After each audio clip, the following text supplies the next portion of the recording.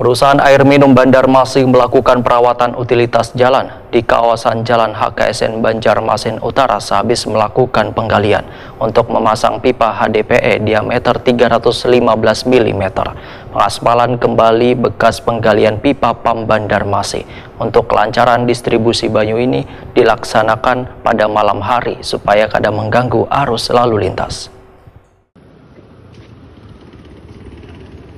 Perusahaan air minum Banjarmasin melakukan perawatan utilitas jalan di kawasan Jalan HKSN Banjarmasin Utara sehabis melakukan penggalian untuk memasang pipa HDPE diameter 315 mm.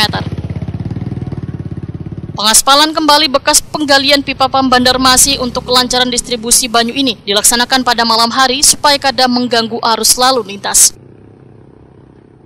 Koordinator Pengawas Walino Waitakoni Prima TV malam Kamis 8 Mei 2024 memadahakan sebelum diaspal jalan tersebut dilakukan evaluasi terlebih dahulu. Tujuannya supaya kondisi jalan yang menjadi bekas galian kada menimbulkan gangguan atau hambatan bagi pengguna jalan yang melintas.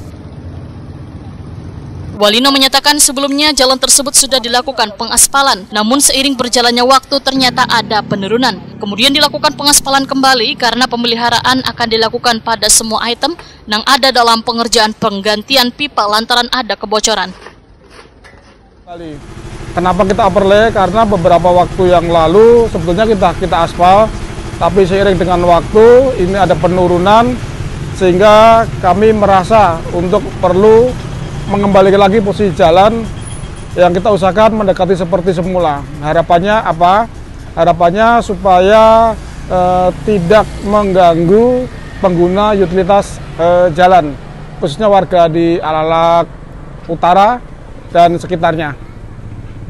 Pak, kalau untuk waktu pemeliharaan sendiri ini berapa lama dan mungkin apa-apa aja nih Pak tanggung jawabnya dari PDAM untuk pemeliharaan sendiri?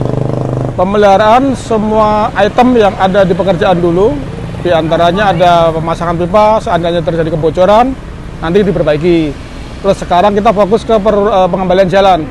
Pengembalian jalan, masa pemeliharaannya sampai 360 hari setelah pekerjaan diserah terimakan.